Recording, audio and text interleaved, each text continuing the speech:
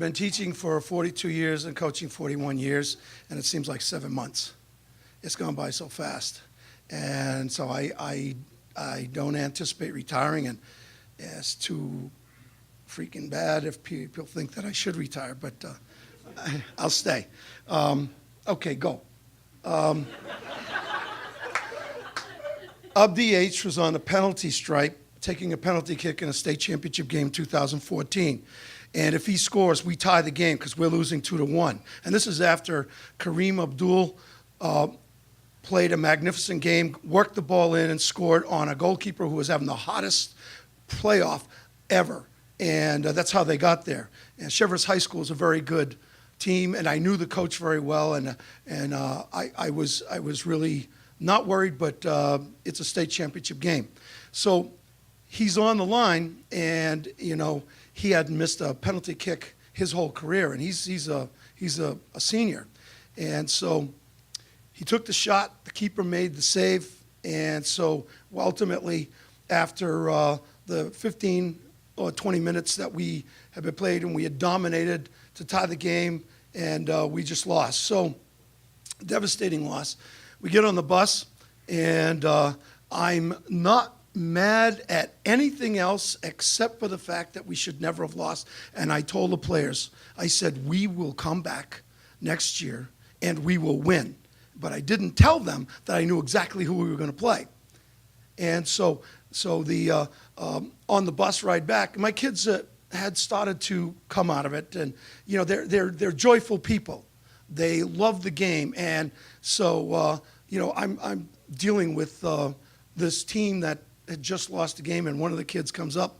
He says, "Coach, can we drive up closer to the Cheverus coach?" And Cheverus had this beautiful coach, modern. We were driving in a yellow school bus, and this is like a cruise coach that they had. And they said, "Why do you want to follow them?" He says, "They got free Wi-Fi." So if you get close enough, you can. So I said, "Okay." So as the season ends and winter comes in, my kids agreed with me that we were going to come back, and they had such firm conviction that they were going to do everything they can, and they did. Abdi H is a model of players who want to improve, and he was the best player on our team at that time, and he continued to improve. So did Kareem, so did Zach, so did Mo Khalid. Those guys, they were determined, and they played in tournaments, and they played in the spring. They did everything they could to get better. And in the summertime, I'm thinking this is really going to be a good team because we got a lot of guys coming back, and we lost some very valuable players. So to go forward, we come back, and lo and behold, Masla has transferred back to Lewiston. He was the best player Edward Little had. Q, who was a player that we lost, his father moved to New York City. He brought him back. And so all of a sudden, we are really good. Except in the preseason, I lose one of my players because he's disrespectful to a custodian. He's also a very bright kid, very smart kid. I lose 2 kids in the summer because of fighting in the last game, so they're suspended. So we start the season down 3 starters. We weren't that impressive, but we won. We did okay. When we went to Bangor, everybody was together. And our team, when they warm up, they chant. They chant, and they have rhythm. And then this is a game, and I was kind of used to that. And they started chanting out loud, and I said, this is going to be amazing. And Bangor, we're playing up in Bangor, which is 2 hours away, and they start they're looking at us and playing. So, and I said, this is something really special. And we go down a 54 seconds, score our first goal. And everybody is in shock. We finally scored with 5 goals in that game. And at that point, we had become the team I thought we were going to become, the dream team. And there's only 58 seconds, so I can tell you this right now. What happened with this team is that we started really going strong the whole way. We're one of those teams that I said, this is great, and then the next thing you know, we come to the last part of the season, and I think our kids are feeling a little bit full of themselves, pretty good. Zach, who is a smart kid, but eligibility-wise, he's taking some time off. His ceramics teacher decided that, Coach, he says, I'm going to have to mark him ineligible. He's skipped a couple classes, and he isn't doing. So I talked to Zach, and Zach's ceramics teacher, who is a phenomenal guy, says, I'll give him a break, come back, make up his stuff after school. He cuts that, and he cuts a practice, so I suspend him for a game. Before that, Moha, one of my other players, he got in a fight in school, 10-day suspension because of earbuds. And then, so I'm thinking, okay, there's 2 down. And then we have a rally. And in a rally, the kids are really jacked up, and the team looks really good. We're going into the playoffs, and 2 of my players get suspended. One of them, because he's joyful in the hallway, and he's having a good time, and the teacher said, can you go to class? Yeah, I go to class. Can you do this? And so he said no, and he's all happy and everything. And so they take him down, and he gets suspended for a couple games because he's disrespectful. I suspend him for a couple games. Then Mo Khalid, who is bright, smart, he's the guy that was suspended in the preseason, and he has a meltdown with the principal, the assistant principal, and the athletic director. They come in and tell me, he says, he's gone for 5 days, And I said, he's gone for the year, because nobody does that to the principal and my AD, because those guys are great to me. And so we're looking at senior night minus 4 players, 3 starting defenders, and we're playing the number 2 team in Northern Maine for the right to go in number 1. So what happens is Kareem, I put him back at center midfield, and Muesa and Joe Kalilwa, I put them back as defenders. They're midfielders. They did a phenomenal job. We ended up winning that game 4-0 to go into the playoffs. And so I see Zach coming up after. He's got tears in his eyes. And he says, I want to play so bad. I said, Mo Khalid, because I threw him off the team. Mo Khalid comes up and says, Coach, he says, I want to be part of this team. He says, I'll never do this again. And I said, well, I just let him back on the team because, he really wanted to be there, and plus he's pretty good.